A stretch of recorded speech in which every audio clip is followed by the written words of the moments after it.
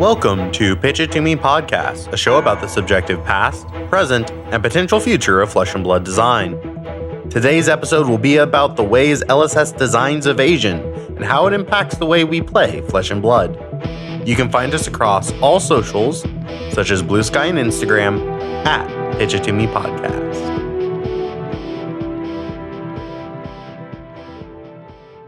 I'm Joel. I'm Buzzy. And I'm Clark. Oh. I'm Buzzy, in case you didn't hear that. Somebody interrupted me. Some people, man. Yeah, that some people is me. So our last video about Silver Age has got a lot of people commenting on it. Bro, people love yapping about Silver. You guys like Silver Age? ? I don't think our audience likes Silver Age, though I would say our audience probably more than the average Flesh and Blood audience likes Silver Age. Yeah, I believe that. But I will say that everybody fucking loves Silver Age. I mean, did you see the post from Philip on Fabruary? Yeah, where you said that there's been more Silver Age decks made on the platform in the last couple weeks than there are decks made for all other formats in the game. Combined. God dang. Combined. Last 14 days, the format has more decks than all formats combined and the second most Talishar plays of any other category. That is insane. Everyone is loving the idea of Silver Age and enjoying playing it. Clark, quick, what's the hero you're going to play first in Silver Age? I have already played Silver Age. Yeah, what was the first deck? It was Fang. Fang? What about Yeah. you, Joel? KO. KO? See, Silver Age KO just makes me like... Which KO? There's like 3. The one with one arm, but also is good. Oh, okay. The heavy hitters KO. Right. Yeah, literally just KO. Mm-hmm. That's what I said. I think what I want to try is the Ira that people have been memeing about, where you can run the mask that changes names, and then you can play Life of the Party by sacrificing one of your previous chain links, because the chain link was called Crazy Brew. So then you get to, like, you rename something to Crazy Brew, and then you play Life of the Party for like free 0 for 6 on hit gain 2 go again. I forget what it does exactly, but I want to play it. Yeah, I mean, that sounds like a pretty good use of a headpiece. I have been really excited with brewing Scurv. I really love how I can play Trout Along to give Sticky Fingers go again. Sticky fingers. Yeah, it's kind of like a little build your own murderous rabble. Oh yeah. God, so many cards. I spin a blue from hand and I get 2 go again. Fantastic. Yeah. And I steal your gold. And I get to steal their gold if they have any. Wait, Clark, I just remembered. Mm. We have a celebrity in the Zoom call with us today. Ladies, chill. We have someone who won a PQ with us here today. That's me. Hey, let's go, Joel. Joel, Yeah. are you going to share your ProQuest winning deck list with our audience? I could. That is a thing that content creators do typically, huh? And we are content creators. You could That's do a true. whole video about it and just be like, KO's actually best deck in meta. Don't listen to the graphs. I could do that. Hold on. Yeah, you can go full clickbait, dude. It's not Yeah. even clickbait. It's a fact. I honestly do think KO can just beat any deck. Like if I'm rolling, like Bro, what do you do, man? It's the so eternal bruteness of Brute. You know, it's like Brute can beat anybody on a good day. Yep. We just have so many not good days. Yeah, like, and leading up to this PQ, I've definitely gone through my trials and tribulations. Last week on the podcast, I talked about discarding Blood Rush Bellows to my Terra Lymph limbs. Oh, yeah. And then the week prior, doing almost the exact same thing, or getting blown up by Kano. I just feel like it's a very versatile deck, but it's also cursed with a lot of variants. So it's been really fun to like pick and choose what cards I want to be included. Obviously, that's like every deck, but with KO especially, like I feel like 40 cards are decided, and then the last 20 are like where you really get to make it your own. And I feel like Terra Limb from Limb, and also you'll see it later, but high pitched howl, which is a common from Super Slam, was like really instrumental for that deck. I felt like, and also like, yeah, I think there was just a lot of nuance with the new PQ rules where you can't play in subsequent PQs if you get your invite. I have noticed far more diverse top 8s at the PQs that I've gone to. Absolutely. And I think as an entrenched player, but not like the pros that are winning every single event, it was a lot more approachable to go to these events and shoot for top 8. And eventually it was my time. It feels like this rule change was meant for people like you and me, Joel. And Fuzzy. Absolutely. Like, people who are good at the game, but we're not like the best at the game. You know, they're not putting us on feature match and being like, watch this player if they can make the run at calling San Paulo, or, you know, like that's just not really where we're at. And, you know, I feel like I'm good enough to win like a quote unquote full power PQ, but it is nice that Colin Erickson was out after the first week of PQs. Oh, sure. Yep. I don't have to deal with him for the whole season. Week. Yeah, exactly. Well, awesome. I'm so happy for you, man. I always love seeing you win. Yeah. Thanks, man. So let's talk about today's episode. We're talking about evasion, which is a very nice general term. What does evasion even mean in like trading card games, Fuzzy? We'll get to that. No, I think it's good to mention it here. Evasion, I think you could define it as anything that makes it harder for my opponent to block my incoming damage. I think that's a pretty core tenet of most trading card games, is I'm trying to deal damage to my opponent, you know? In Magic the Gathering, you would have like menace. So you have to, if you want to be blocked, you have to block with more than one creature. You know, it's a classic form of evasion. Or flying, the quintessential form of evasion. You can only block my flying guys with guys that also have flying.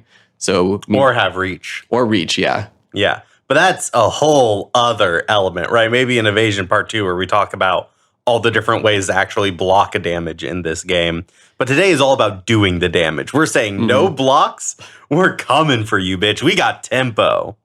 It's definitely a term that made more sense in other games, and it just kind of carries over into Flesh and Blood. It means the same thing here. Yeah. So we're going to get into it with our 3 pitches. But before we do, we want to ask you, what's your favorite way that you've ever ended a game? Awesome. And bonus points if you used it with a form of evasion. So for Red Pitch, I wanted to speak very generically about evasion and sort of talk about what does evasion do in TCGs and how does that relate to Flesh and Blood. So there's a little bit of a folk story. I looked this up and I only really found one article from Cool Stuff Inc. actually talking about it. But it said that there is this colloquial story. There's this anecdote about how flying was actually the first mechanic that Richard Garfield ever designed for Magic the Gathering. So you mean like past like having a mana cost and an attack power and a like toughness power? Like what abilities do I put on the cards? Yeah. Like flying was the first thing he came up with? Yeah, flying was the very first one. He just said bird. Yeah, bird, flying, storm chaser bird, 2 mana, 1/2 flying. God bless storm chaser bird. Stormbird? I think it's just Stormbird. Is it just Stormbird? I think it's just Stormbird. Fuck. Good meme though. Good meme, good reference. I know Magic. But I think that's really important to note because I think it shows just how foundational evasion is to trading card games. Outside of like a resource system and your base combat mechanics, the very next thing that you should probably design is evasion and what evasion looks like in your game. And now I want to open it up. I want to ask both of you, what is the point of evasion in a trading card game? To rephrase your question just a bit, you're asking, why is it important that I have ways to make it harder for my opponent to block, essentially? Yes and no. I would say that's like one layer deeper than I want you to go, Fuzzy. Like, walk it back just a little bit. I want you to try to explain, like, why was flying added to Magic the Gathering? I think especially in Flesh and Blood, but you'll see this across all card games, there's this idea of tempo. Like, I establish a board state, I use that board state to push forward. My opponent responds and they push back. And there's often this push and pull, this tug of war of having the aggression and being able to get over my opponent's defenses. That thrust parry, if you will, of combat. Flesh and Blood really exemplifies this, where I'm attacking most of my turns, I'm blocking most of my turns, and I'm always having a little bit of aggression, a little bit of defense. And anything we can do to disrupt that cycle can be very interesting and make the game way more fun to play. Mm-hmm. Joel, what about you? Why do you think evasions are a core tenet of trading card games? I think, chess is on my mind because I was listening to the episode where you guys had Chair on as a guest, which, by the way, bravo on their part. But I was just thinking about like Fuzzy's example of like, what if a new pawn or a new piece was released into the game, and how chess has been able to evolve so frequently with the same pieces for, I think, what was like over 100 years. I was just thinking about like, how do you beat somebody with the same exact pieces as you? Because wouldn't you just like mirror your opponent's moves every single time? Mm. And eventually you would come to a game state where you just start taking all of their pieces. And you do that by taking moves that are methodically different from your opponents in a way that gets you an advantage over them using the same pieces. And as board games and card games have developed, now it's in the form of evasion, where it's boring to be doing the same thing over and over again and then grind your value out through some power card or something. Yeah. And you need some way to reward skilled play to overcome your opponent's defenses and, in a larger sense, like the simplicity of the game. Yes. I love your chess metaphor, but rather than the moves taken, I would almost put it like this. A chess game where there's only the king and pawns is very boring. You want to be able to attack in different ways. Mm-hmm. That's why we have the rook, the queen, the bishop, the knight. The fact that all of these pieces can move in different ways and require certain moves to unlock them, right? You want to move certain pawns so that you can move your bishops out. You want to castle so that you can move your rook out into the center of the board, right? Mm-hmm. All of these things developed as a way of making the attacking portion of the game more interesting. Mm-hmm. And I think that is the point of evasion. They give us a depth to the basic combat mechanics. In terms of Magic the Gathering, it's very apparent how boring Magic would get if all you had were creatures and all you did was calculate the amount of offense and the amount of defense, and you just go, well, I can't attack until I can deal 20 more damage by swinging out, right? The idea of math is for blockers.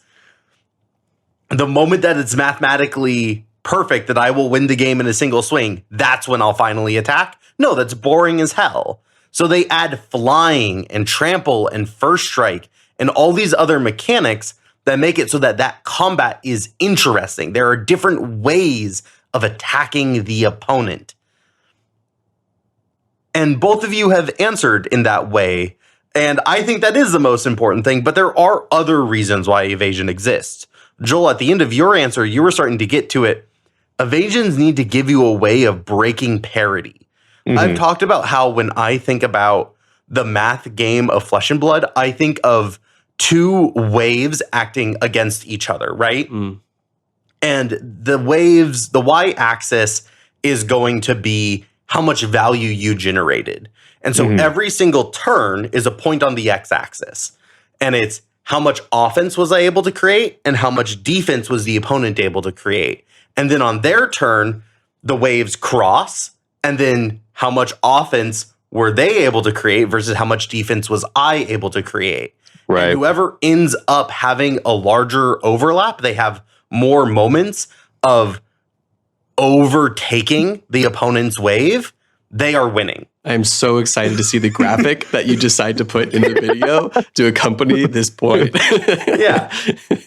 I just want 4 bar charts like in a like Venn just diagram. superimposed on top of each other, like in different angles. Like I need to learn a whole fucking modeling software by Monday. Are you kidding me? Bro, this is where geniuses are born, is the way they innovate in times of struggle. Mm-hmm. But that's just the pure math of the game, right? Evasion actually allows you to break parity without having to have your wave go way above the opponent's, right? I like that point. Flesh and Blood designers should be looking for ways that they can make cards interesting and worth playing without just stacking their numbers, right? Give them good abilities, utility, if you will, that is not just more power, more block, more damage. And Evasion is a great way of doing that. It makes sure that you're dealing damage even when you can't actually generate the offensive numbers to get over the opponent's blocking capabilities. And finally, I will say the natural conclusion from that is to also end games before pure fatigue. Again, if you're kind of thinking about Magic the Gathering of like, I play a creature, the opponent plays a creature, and then that's all we do until the board is full and a deck is empty, that is a very boring, bad game of Magic the Gathering. Similarly, in Flesh and Blood, you can get towards the end of a game where you end up in this mid-range slog where it's just, I throw a 2 for 6, you block with 2 cards, and then you throw your 2 for 6. And like, we're not dealing any damage to each other. We're not getting any closer to an in-game state other than we're losing cards from our deck at an equivalent rate. I think the reason we're using so many Magic the Gathering examples is because in that game, the defender has a lot of agency. I get to decide which creatures block, which creatures are blocked by which creatures, and for that reason, you need to have a lot of tools to give the aggressor, to give them a little bit more agency. Otherwise, you end up with board stalls, where neither player can attack profitably because the blocker has more agency. Yeah, thank you for that term, board stalls. Similarly, in Flesh and Blood, I would say there is a lot of agency on the defender as well. They get to decide how to use their 4 cards and their equipment in such a way that they don't take any damage. The fact that I can turn any card into 3 value without spending an action point, right? That's a pretty good value. There's nothing to scoff at. So defenders have that agent, especially when I start throwing in block for force, like D-reacts. There's a lot of agency that the defender has. So we're going to need to give some tools to the aggressors to get through it. And Evasion is that tool. It makes sure that the game ends before decks are empty. And it makes it so that deck damage isn't always a necessary element of the game to consider. It should be important, and it should be something that you care about in some games, in some circumstances. If it was every game, I would not be playing Flesh and Blood. Through all of this, I have noticed that Evasion tends to matter far less in Flesh and Blood than other games due to the mathematical pressure of attacking over blocking. Yeah, in Flesh and Blood, you can't just have an evasion.deck, right? Because what you'll see is, at least in the current design of the game, cards with evasion tend to deal less damage. I can do a 3 for 6 dominate or overpower, or I could do a 3 for 7 with no evasive ability. So I can either deal more damage or make it harder for you to block my smaller value. And at the beginning of the game, even the middle of the game, that evasive threat is not threatening. I don't care if you deal more damage if you're not sending as much numbers, right? One of the best ways to counter that is just to say no blocks and then throw bigger numbers back at you. I'm going to win the game over time if that's what you're doing. Yeah, there's not really a blue-white birds deck in Flesh and Blood in the same way that there is in Magic the Gathering, because these evasive keywords that a lot of the times we can lean on don't actually become relevant until the opponent has dropped below 10 life, 8 life, 5 life.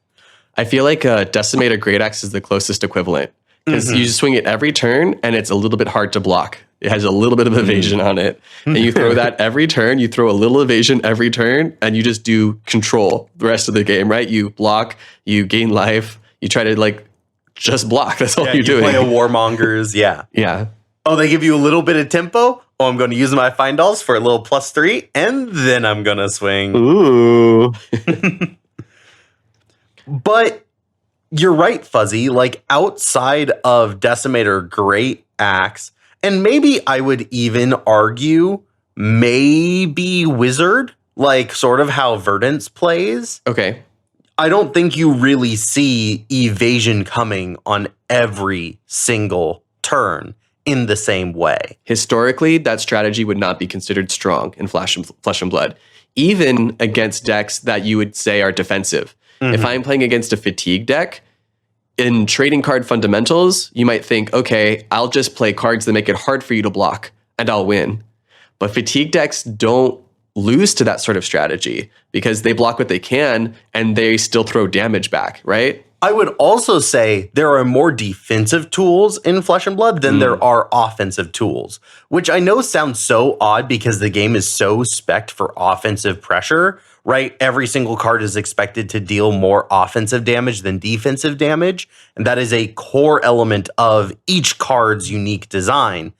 But I would say that Flesh and Blood has done a great job of making sure that everyone feels like they have access to the tools of stopping evasive damage.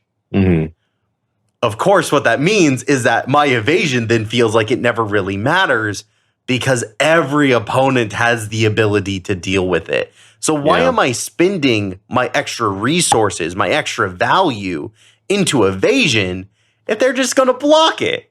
Like, because everyone can block it. What's the point then? And like you said, Fuzzy, we end up returning to this idea of, well, I guess I'll just do better numbers then. So I think one thing I want to ask here to both of you, and I'll start with you, Joel. Do you think evasion needs to become stronger in Flesh and Blood? Yes and no, because I think stronger oftentimes means I'm going to add more numbers in the bottom left corner, or add like really powerful keywords that say like I'm going to take multiple cards out of your hand, or I give you a lot of like taxing effects. So what I think it needs to be happen more than anything is more unique types of disruption. And I'm going to harken back to the Runaways podcast, Noam Bagelman, and the way that he put it was really eloquent. He said that instead of just adding the same type of powerful disruption to every class, you should be adding ways that are unique to that class and adding unique types of disruption. Or in this case, I'm applying it to evasion. Like I feel similarly that instead of adding bigger numbers or adding really powerful effects, you should add more synergistic and unique effects that help the matchups in your class or in your talents versus just making everything or raising the bar for all classes or all heroes of that class. I agree. I think it's such a great point. And I think we have seen LSS acknowledge this in the most recent set of Super Slam, where they designed a new type of evasion called Confidence, which I think everyone has generally said feels more powerful than what Guardian has previously had access to in Dominate and Overpower. We're going to get into those types of evasions in Yellow Pitch with Fuzzy. So Fuzzy, why don't you take it away? All right, for Yellow Pitch, I want to talk about the different ways that we evade blocks in this game. And as a secondary part of this conversation, the way that blocking and defensive tools have responded throughout the game. Clark, I love the way you put it earlier. You said that evasion allows you to attack on a different axis. So I want to talk about some of those different axes in the game. On the very basic level, you might not think of these in terms of evasion, but I'm going to mention going wide and going tall. Going wide as in playing lots of chain links, think like at least 3 attacks in a turn, and going tall where I do at least one really big attack. Think attacking for at least 8. Yeah, 7's not big enough. 7's not big enough to be 7's going not tall. big enough. Fuck 7's 7. pretty good. Nothing wrong with 7, but 8? 8 is like, 8's that's a big really attack. nice. It's nice.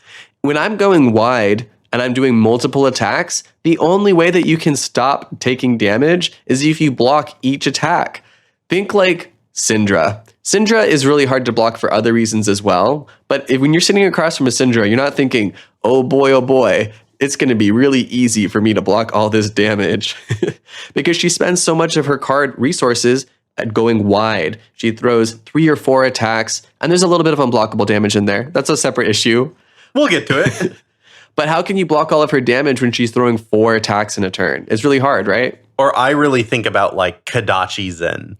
Ooh. Where like it's like here's a Kodachi for 1, here's another Kodachi for 1, here's a Crouching Tiger for 1, here's a second Crouching Tiger I made on the turn. Yeah, how are you going to prevent, especially with the way that blocking is set up in the game, right? I give an entire card to block 3 on 1 card. There's not a lot of ways to block little pings of damage here and there unless you're using your equipment. But for how long are you going to be able to do that, son? And that's probably why it feels like a form of evasion. Yeah. When the attacks are so low, you need to block it in a different way. And there's not a lot of those in the game. I would argue not just feels like, but is a form of evasion.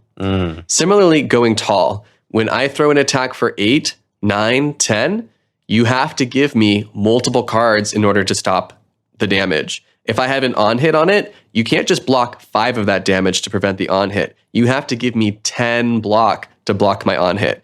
And I think the fact that it's so strong is why LSS put Crush on their Guardian cards instead of on hit. Guardian is the quintessential going tall class, but they recognized how there's a natural evasion that comes from going that tall. And they didn't want the class to have this unstoppable evasion, so they tampered down the on hit into a crush effect, so you have to deal 4 or more damage.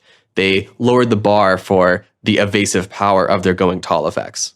No, I think this has actually worked against Guardian's favor as the game has gone on. This is something we've talked about in the past about how as there's been armor creep in the game and armor block has gotten better, as more and more D reacts have started getting printed and more defensive tools get printed, it's gotten a lot easier for everyone to block to the point where that crush doesn't matter anymore. Yeah, I would agree. It's easy for me to throw 3 cards in front of 1 card for 10 efficiently because I'm not wasting block along the way.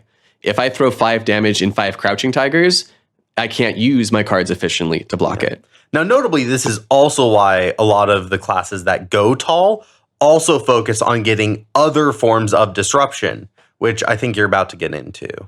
One more thing before I move on. When you have an on hit you want to land, what's one way that you can make sure it hits? You pump it, right? Yeah. I pump snatch, I make it taller, and that's a way for me to make sure that it hits.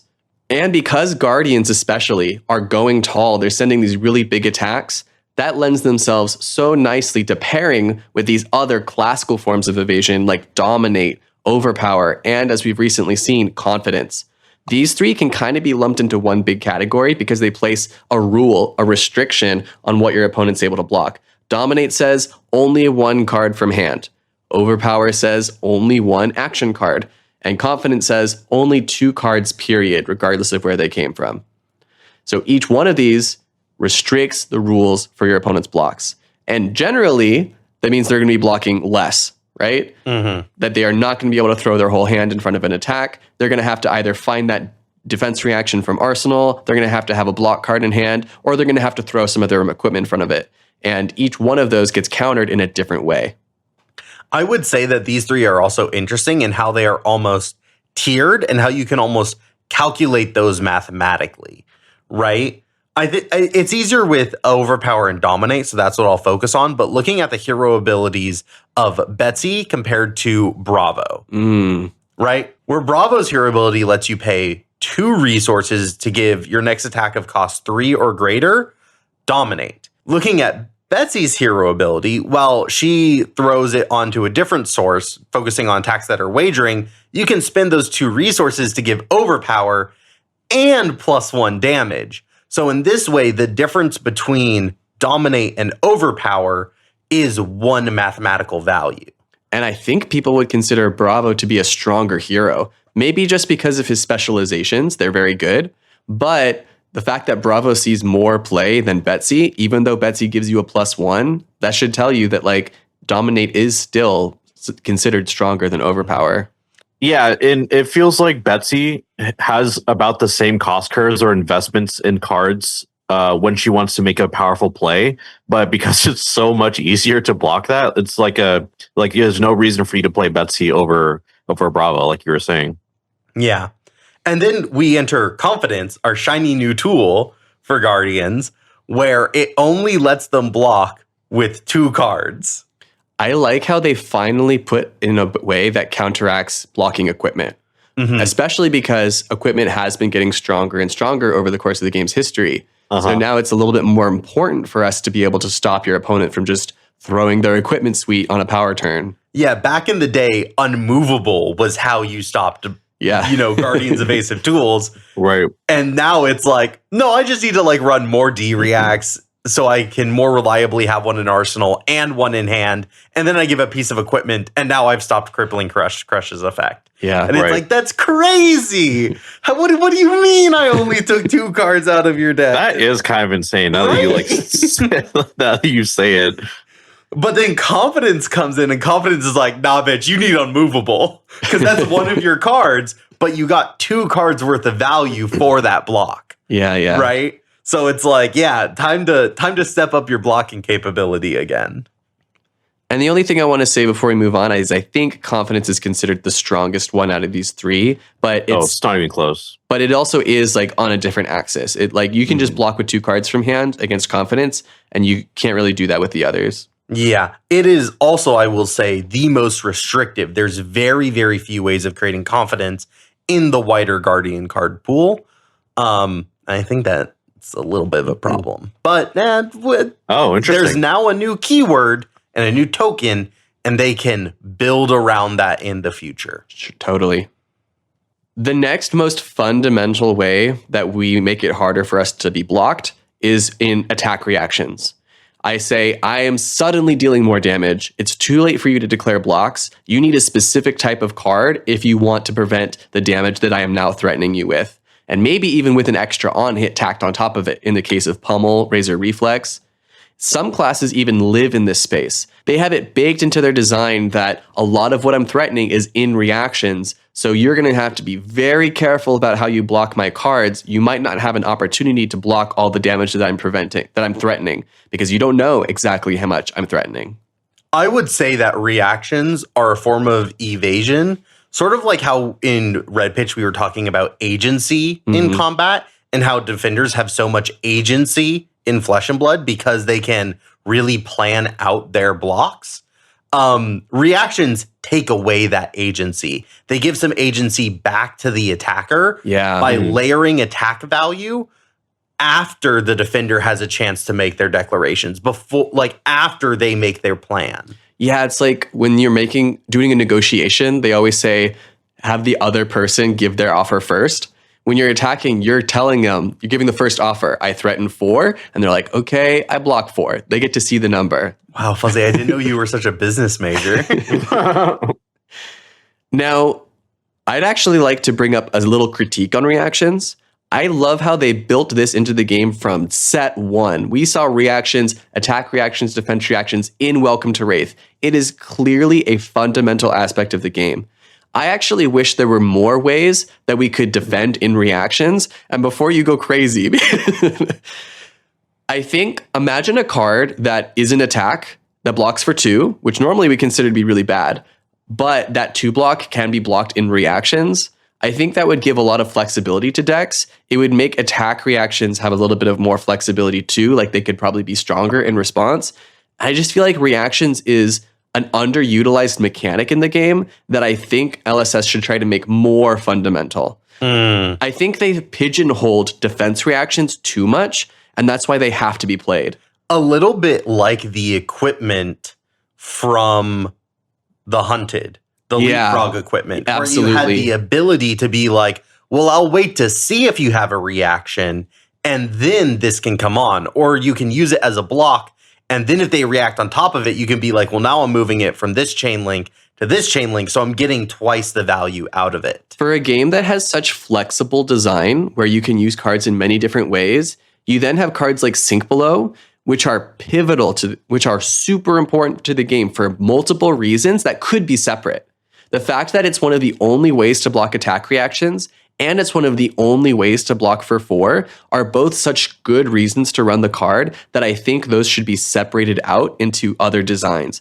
I think more cards should be able to block for 4 without being reactions, and more cards should be able to be reactions without having to fuck up your hand when you run multiple of them and you have all the tempo. You know what I'm saying? Yeah. And I would say that LSS has shown a little bit of this with how they banned those commandeer reacts in Silver Age. Yeah, we're looking at a game that like has fewer of those defense reactions, and people love it. And people love that game. And now your block fours are Horizon's Edge and Test of Strength block cards, where literally they can only block 4. And I imagine cards like this that can defend for 2 in reactions would be lower rate than a normal attack when you choose to attack with them.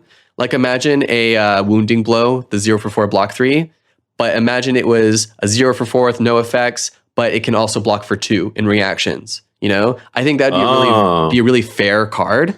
You still get to attack with it when you have tempo or pitch it or whatever, or you could throw it in as a reaction, but not at the same rate as a normal blocking card. Now, I do think that actually there is a design like what you're talking about, Fuzzy, but it's a little bit different, and that's a Brothers in Arms. Oh, or yeah. The rear guard, where both of them can have this reactionable, or I guess Brothers in Arms, you need to declare it when you block with it. Yeah. But Rally the Rear Guard does let you do it in reaction step. You can wait. That is a great call out. Like Rally the Coast Guard was a really cool card in Limited for the same reason. Yeah. It's a 3 for 7, so it feels like you're not throwing by playing it. Like you can still have a 2-card efficient hand on offense.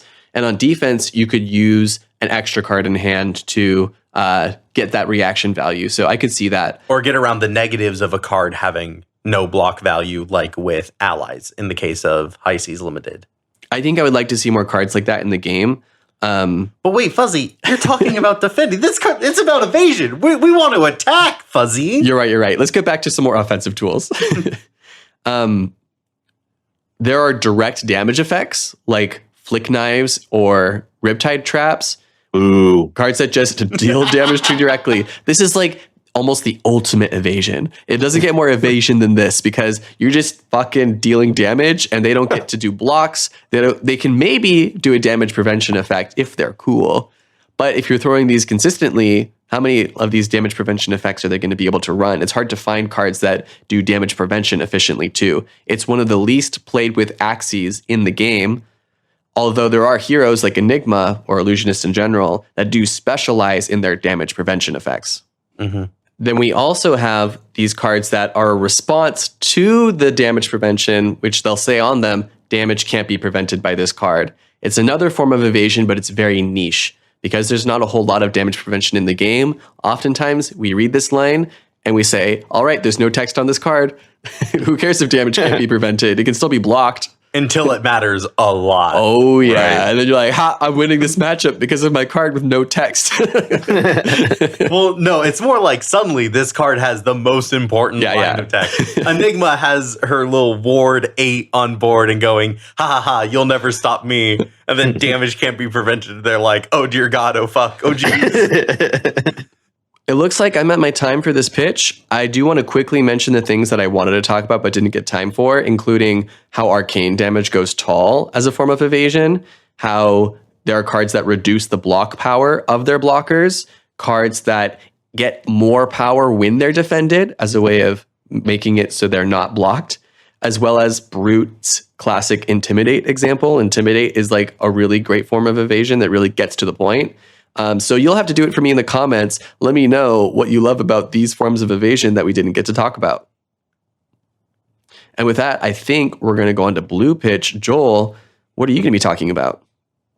So for blue pitch, now that we've sort of gone over like the different ways that we can bypass our opponent's defenses, I want to like focus a little bit more on like how some rather contentious designs or like things that people have been struggling with since the game's inception, and how we think that we can solve this like nuanced problem, so to speak. And to start off, I want to talk about Rangers because obviously they don't have a weapon. Lack of a weapon means that evasion is like the only way that every game will end in a state other than fatigue. And so I want to start off by asking you guys, what do you think is something that Rangers need in the future of their evasion since they don't have a weapon? Like, what are we not seeing right now that's maybe the reason why Marlin is struggling to perform as well as Azalea did? Yeah. If we think of Rangers as like, go tall plus one of these generic keywords, very similar to sort of what Guardian was doing, I think they need the confidence. But whatever confidence is for Ranger, whatever that's going to look like, I think they need one of those. And I think they need to be able to make it generically, because right now, oh boy, I've been trying to build some Ranger lists, and I have just ended up in so many positions where I cannot actually end the game because I cannot go tall and evasive enough to get over certain decks. Right. Yeah, and I'm really noticing that with the lack of power, because Azalea just said you tap your hero, you have dominate, so the rest of your deck can just be pumps. Yeah. Whereas Marlon needs to do all of that with more cards in deck, her bow, her hero power. Like, there's a lot of moving pieces to get that same level of power. Mm-hmm. Isn't it crazy how in the year of our Lord 2025, we're like, Azalea is the gold standard of a Ranger? Yeah. That is crazy, honestly. Things were so easy back when you were Azalea. Azalea was the easy Ranger. Like, what? Yeah. What? Yeah. Her journey is really pretty amazing. Going from the absolute worst mean tier hero and being like how good she was when she left. Wow. Like, how are you saying Azalea was the easy Ranger and you're also 100% right? Yeah. Yeah. I mean, I think just the fact that she so reliably had it on every turn. And looking at the current Rangers that are in the meta, they can't have it every single turn. So I think they need some new tool to help them have it more reliably, right? Yeah, you look at Guardians, they go tall and they have evasion. That's like Bravo's like core tenet, right? And they have this disruptive on hit that you need to use evasion in order to actually land. And Azalea followed that pattern too. So if Rangers are all about having these devastating on hits, you need the evasion to make it stick. Yeah. I'm just also really thinking a lot about Riptide because I've been brewing some Riptide budget lists recently. Oh. And You're a lot of the Talon. times, but a lot of the times I end up thinking like, oh, if the opponent just throws an unpumped weapon at me every single turn, they just win the game. Yep. And that actually happened at the Players Championship. It was one of the games that didn't get streamed, but Peter Budinsik sat down against Anthony Pham and realized mathematically that he had enough block to make it so that he would live if he never turned on a trap ever. So the only thing that he ever did was pitch a red to swing with dagger. Wow. And that was all he did for the entire game. In Talon's championship game in the last season, 2024, the same thing happened against DeFlorian. Like round one, his opponent made a spreadsheet. We said that Talon got spread chat of all of the damage in Talon's deck. And he just swung the sword and he knew based on math that he was going to win. Because in those formats, it's open deck list. That's the thing that I guess we haven't said out loud yet. That's crazy. It's still just crazy to think that like that's even an option against a Ranger. Like at all. Right? That like they are reliant on the opponent having a game plan that isn't, I am going to lock us into a 50-minute, like, Iron Maiden torture trap. Crazy.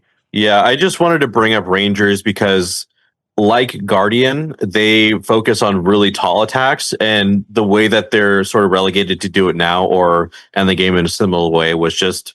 It was the last example that we hadn't talked about in this episode so far, I felt. Yeah. But now I want to talk about ninjas who are going in the exact opposite direction by going extremely wide or often having really good combo cards chained in succession. I'm talking about Bonds of Ancestry lines or really crazy like chain links with OG Zen and like the Tiger line. Without the extremely offensive overlap on combo turns that they've previously relied on, ninjas have needed direct damage as a way of securing their deck has enough gas to end the game. And Fuzzy, you brought up a really good example of Syndra and how a lot of her evasion just comes through the use of flick knives and just making sure your opponent is one less life no matter what every single turn. Yeah, it's hard to play fatigue against that. I think most Syndras have won the game through flick knives. Like, I think if you were actually to be like, how many times have you won through just dealing 1 damage with flick knives, it would be a majority of games for Syndra. Right. I think I like to use Katsu as a case study here too, where, Katsu, he's meant to be beaten by just blocking. Like, it's in his design. I was also going to say Katsu is a lot more traditional, where his evasion is more of that classic go wide. Yeah. And needing the combo turns to break through the parity. Yeah. Right. I think when I'm sitting down against a Guardian, even if I had the option to do some deck building beforehand, there are kind of 2 routes you can go. You can try to do Kodachis because they're very efficient and it's hard for you to actually block all my Kodachis. You can say, I'm going to win the fatigue because my Kodachis are that good. Or you can try to have like 1 or 2 really big combo turns.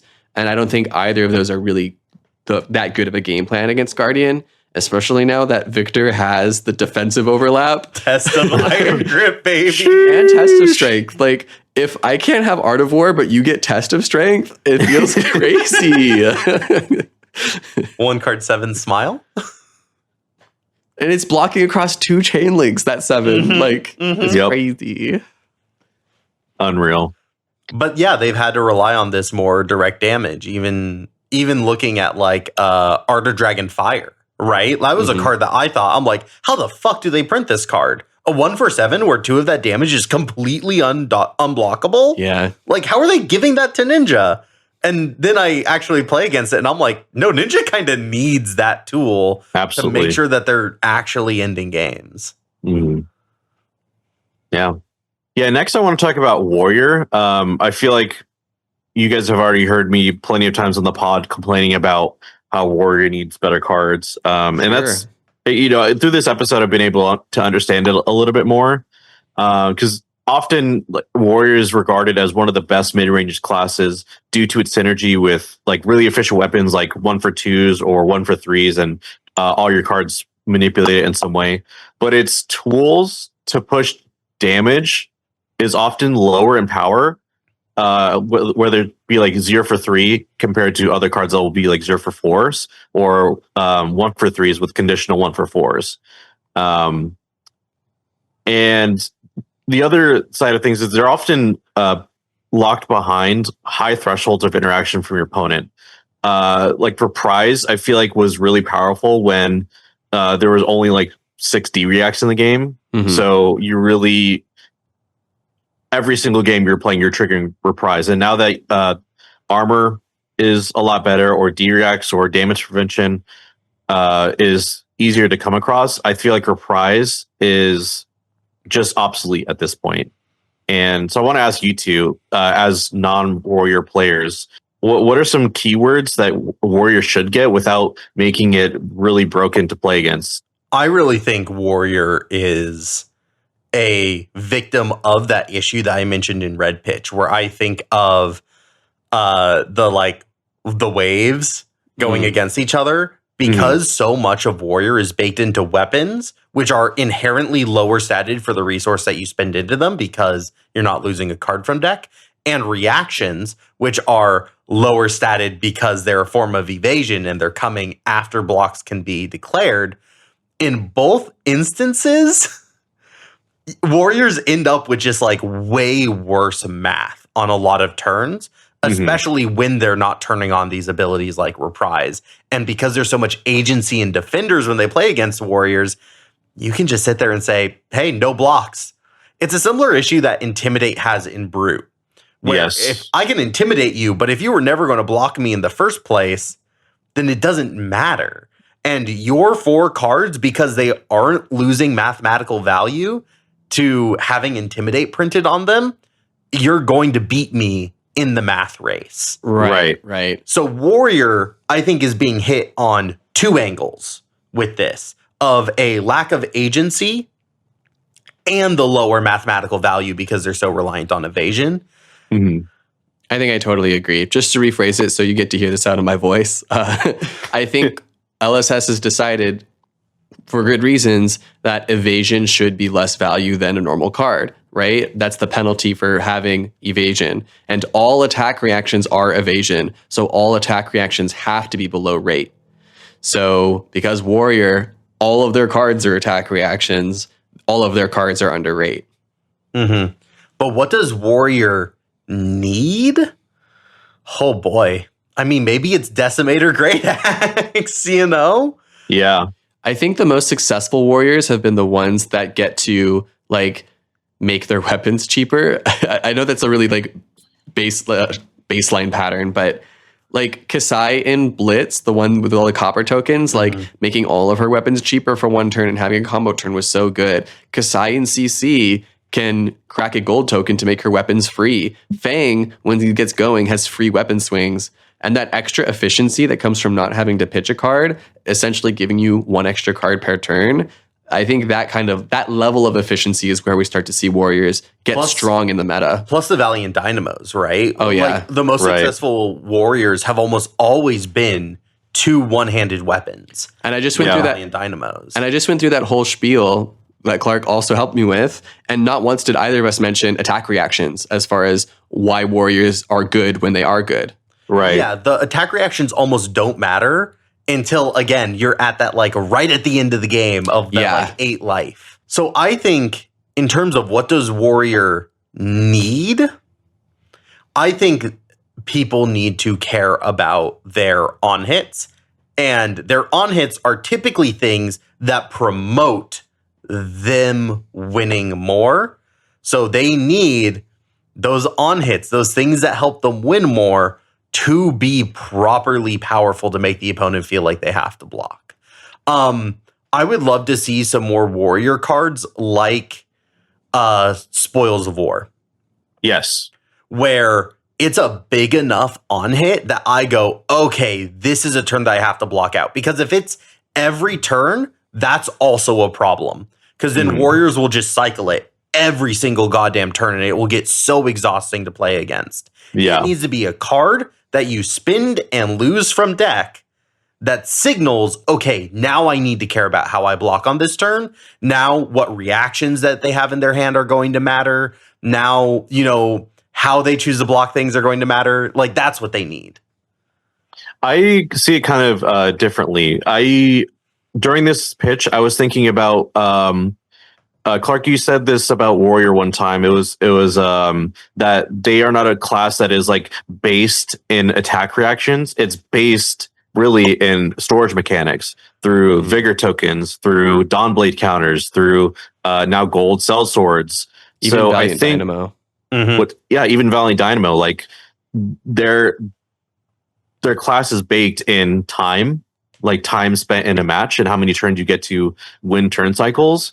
So I think now to evolve, they really need just more powerful resources to be stored. Like, why is Kasai still at the same level of gold generation as she released when Puffin, Marlin, and Gravy Bones seemingly make it like 3 times as quick?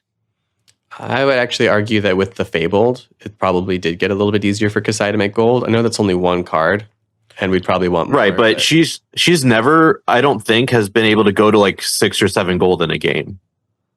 Yeah, like, not reliably, at least. Unless it's like a really slow, grindy matchup. Right. Like, you know, Kasai's power card, Blood on Her Hands, is very strong. But it's really only strong on the Spoils of War turns. And that's why you were mentioning, Clark, like they need more ways to generate these powerful resources. Because I think Warrior has enough payoffs. They just need like the payoffs to do more. Like they need gold to be doing more. They need copper to be doing more. Mm-hmm. They need fealty to do more, right? Once Fang has 8 fealty, it's like, what's the point? I have 8 fealty now. How is that actually helping me win the game? The moment I have 3, I should be done making fealty. And that results in a little bit of awkwardness. Absolutely. I love the way that you mentioned on hits before, Clark, because I think like examples that I've mentioned, the strongest warriors that we've seen in metas past had that on hit threat. Like Kasai from heavy hitters, she has her hero ability that makes her threaten gold on hit, and she's able to get value that way. Fang is threatening to make the fealties when he hits. Mm-hmm. Last thing I want to talk about is something that I personally have struggled to like be okay with it existing in the game, and that's Wizard. Because of the way that Arcane Barrier works, your success into a Wizard is amplified by the amount of equipment you equip at the very start of the game. So right off the bat, you can basically determine how much damage they're able to do and have enough AB over enough turns to completely fatigue them. That's what a few classes have been able to employ versus Verdants. They try to go for the fatigue angle. So they need some way to add multiplicative damage because there's, unlike every other class, Wizard is one of the only classes where it can't like go wide to end a game or virtually use any other form of evasion. Like there's no dominate or confidence for Wizards. Yeah, you can't even like nullify their equipment temporarily. Mm-hmm. Like Arcane Barrier is very static in Flesh and Blood. Right. And so, when for a long time I've struggled with like Blazing Ether or what's it called? The 2 for 4? Aether Wildfire? Aether Wildfire, yes.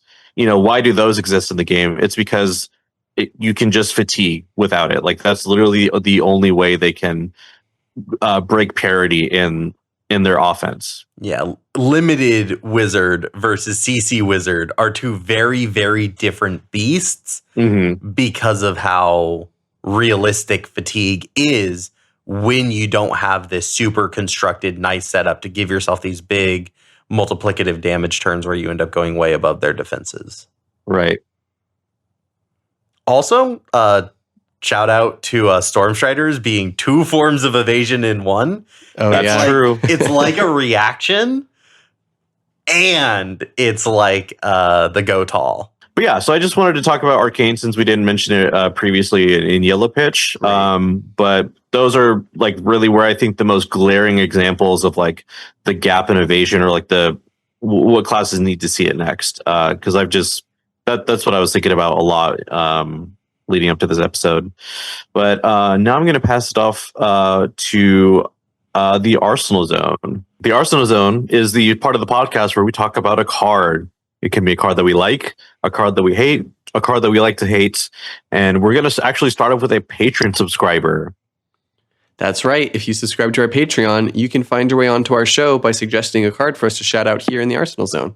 And let me reach into my bag of names. I'll go rooting around in here.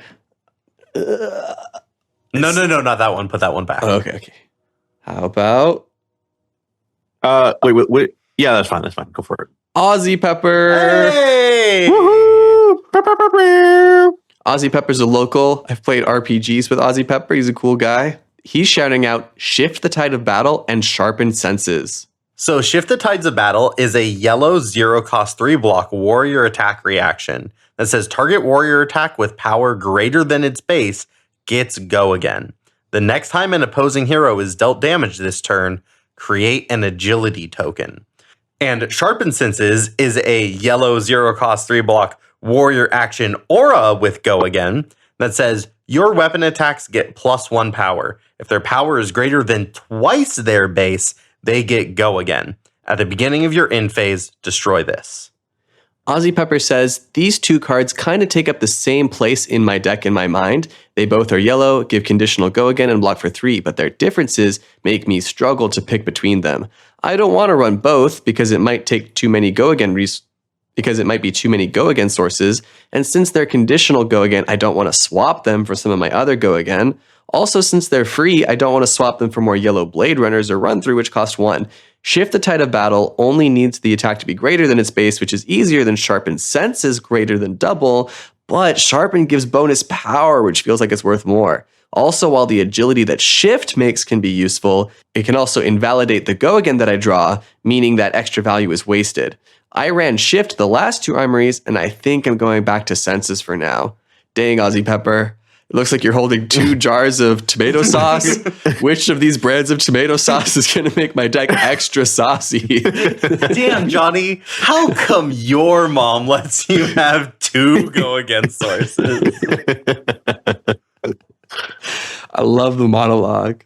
This was like deck building is so fun. You know, there's so many options. This is so now. funny because as a warrior player, I feel like so much of your deck is already figured out. So it's really like these like 6 spaces. Like, do I want more go again or do I want more buffs? Which one's going to help my deck function? Yeah. Both of these kind of need you to have other buffs in your deck. and you Right. play with. So like even the way that they're played are extremely similar. Yeah. Yeah. But there has to be a better option. We feel you, Ozzy Pepper. We're right there with you. One thing Yeah. I'll say about Shift the Tides of Battle is that it's any warrior attack. You can Yeah. even cast it on like an attack action card. So like you don't want to spend that card from Bolton from Soul. Like you a, could do a this. warrior attack action card. Yeah. I guess Bolton does have a lot Yeah, of Bolton those. has them. And there's the hybrid ones from Heavy Hitters. And who knows? Maybe the next time we see a warrior, there'll be attack actions. I'd love to see Please, a Kiss God. of Death type of attack. where Yes, it's also dude. a sword. Oh, I love you so much, Clark. It'd be pretty sick. So thanks for the shout out, Ozzy Pepper. Love to hear it. And if you want your card shouted on the pod, just send us a few dollars on Patreon. It's that easy. If you have one card that you're like, why is no one talking about this card? Literally, if you spend us $5, we are going to be forced to talk about that card. Yes. And I'll do it with a lot of excitement because sometimes the card you guys bring up are really cool. And we haven't actually done it on the pod yet, but if you send us a voice memo, we'll do that on you get your voice on the pod. Yeah, say with your chest. So I think we're going to move on to our picks for the episode. Mm-hmm. I have not had the opportunity to play a lot of Flesh and Blood lately, but with all the buzz around Silver Age, I was poking through my collection and I heard a rumor that Blanche spiked. So I'm shouting out Blanche today because I got a couple. Apparently, like Blanche is worth like $3 for a rare. A $3 rare, bro? That's insane. How often do I get the opportunity to sign a Flesh and Blood card and give it to my homies that costs $3? Typically only when we do guest episodes, and even then you don't even like get to $3 a lot Man, of the time. now this podcast started to turn a profit. That's right. So I'm giving you guys a $3 rare today. Let's go. Let's go. I like how this card shuts down Mystic Heroes, and that's why it's good, is because all Mystic Heroes are good. So you just like put this in your sideboard. It also shuts down some Draconic decks and some light decks. Yeah, but how much do we care about those? We're trying to shut down A the lot Mystic less. Heroes. It's also a little good into Gravy Bones, right? I remember Blanche being Absolutely, a Gravy yeah. Bones tech for a while there. Yeah, they can't play blues. Yeah, Yeah, And their they cards don't aren't see yellows. A blue card go to graveyard because it's not blue, it's blanched. it's been blanched. One for you and one for you. Thank Thank you, Fuzzy. So Joel, what about you? So for my card today, I'm taking it way back to the days of Welcome to Wraith. I'm shouting out Pounding Gale. I like And this card. Pounding Gale is a 1-for-5, 3-block ninja attack action that is a super rare. Give me 1 second. It is a super rare. It is a super rare, yeah. Pounding Gale is also a super rare, which is another reason why I was thinking about it because super rares are cool. And it says, combo, if open the center was the last attack this combat chain, Pounding Gale gains, if Pounding Gale would deal damage to a hero, instead it deals double that damage. And 1 for 10? 1 for 10 if they don't block. And I was thinking about this because it's the combo card you need to play before it, Open the Center, has Dominate printed on it. So I thought it was interesting why they just didn't add Dominate to this card as well and give it a buff. And it's just one of the early ways that LSS tried to make Evasion interesting and specific. And I was thinking about it as well when Clark was talking about like Art of the Dragonfire having 2 direct damage being extremely powerful and people's reactions to it. And sure, they need it, but it's also a mechanic that they've had before, especially in the first set of the game. So just wanted to give that card a shout out. Yeah. I like it. This is one of those classic ninja cards that made me fall in love with Flesh and Blood. Mm-hmm. You know, this was in my deck when I was playing Blitz at like my first Absolutely. LGS. Absolutely. And now it's so unplayable. Sag. Yeah. What about you, Clark? What's your card? The card that I have selected for today is a Mask of Deceit. So Ooh. I will admit that after all my testing and prepping for the AGE Player Championship, I was getting a little burnt out on KO and all the PQs and all the armories I was going to. I was getting a little sick of the hero. As one does. Yeah. And so I wanted to go to an armory. I just wanted to play something else. And it wasn't until my round 3 opponent sat down across me, our good buddy Noah. And then Noah goes, "Oh, I'm on Puffin today." I'm like, "Puffin, you normally play Marionette, Arachne Marionette." And he goes, oh yeah, but like I wanted to try out Puffin today. And I'm like, could I play your marionette deck? And he goes, yeah. So he gave me his marionette deck, and Mask of Deceit is such a cool card. Yeah. It's an assassin equipment headpiece that blocks for 2 and has blade break, but it's an Arachne specialization that says when this defends, become a random agent of chaos. If the attacking hero is marked, instead you can choose the agent of chaos. And agents of chaos have lots of unique abilities, but at least 5 of them allow you to discard an assassin card to give one of your attacks +3 in reaction. And I love this as a way of sort of on demand picking what effect you really need for the circumstance, even though most of the time you're just getting Black Widow and you're ripping that card from hand and attacking with a stealth card. But I think it's really interesting how Huntsman could even use this to give a contract card +3. One of the big criticisms that Huntsman players have had for a really long time is that there's not enough reactions for them.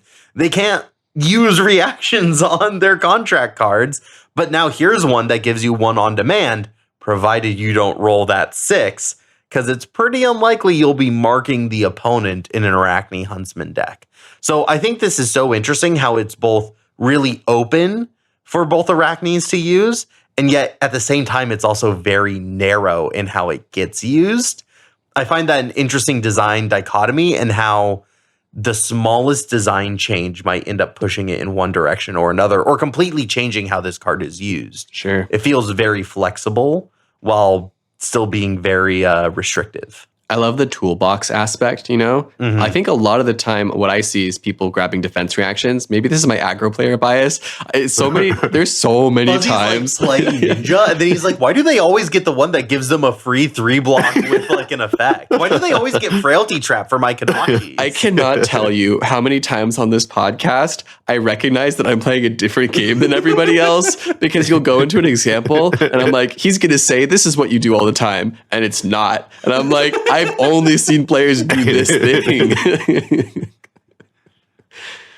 Like they always use the trapdoor. That's so the only thing I've seen people do with this card. But yeah, if you're only using Black Widow, that sounds badass. Yeah.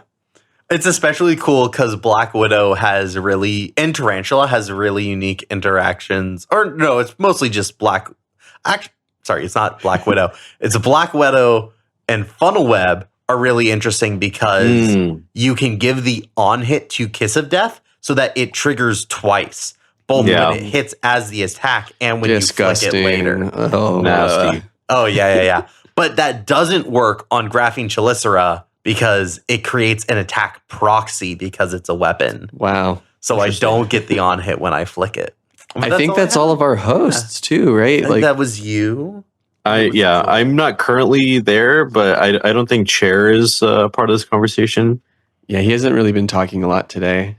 All right. So thanks for listening to our podcast, everybody. Aw, the episode's over. Mixed reactions, yeah. I know. So we spent today talking all about evasion, but so now next time we got to talk about all the ways of stopping evasion, right? All the different ways that you can like block or prevent things. Didn't we kind of talk about equipment already? Yeah, but it's not about equipment. Equipment's just one of the multiple ways you can stop. We got to talk about Tiger Eye Reflex, bro. That card's so cool. No, actually, like ambush has become a way bigger keyword recently. And then we fade out.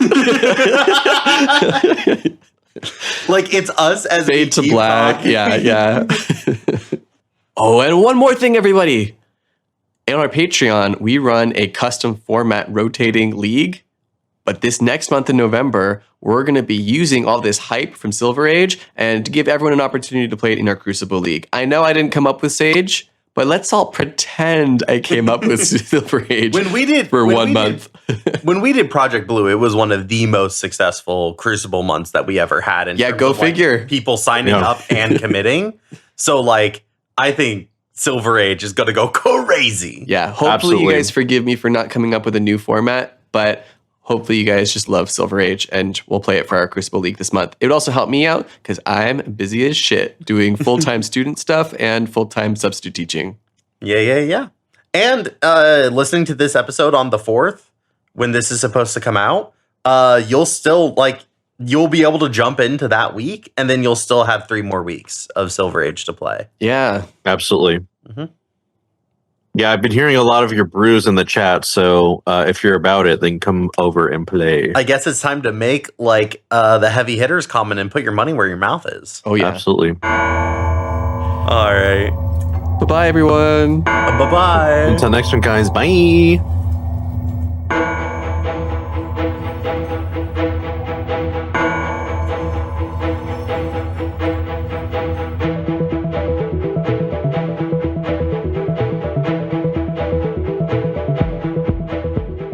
Pitch It To Me podcast is hosted by Fuzzy Delp, Clark Moore, and Joel Recinos. Our executive producer is Talon Stradley. Logistics coordinator, John Farkas. Music by Dillon Hulse. Logo by Han V. And sound mixing by Christopher Moore. Last but not least, we'd like to thank you, the listener. Thank you for tuning in. Please give us a follow on your favorite social media platform at Pitch It To Me Podcast.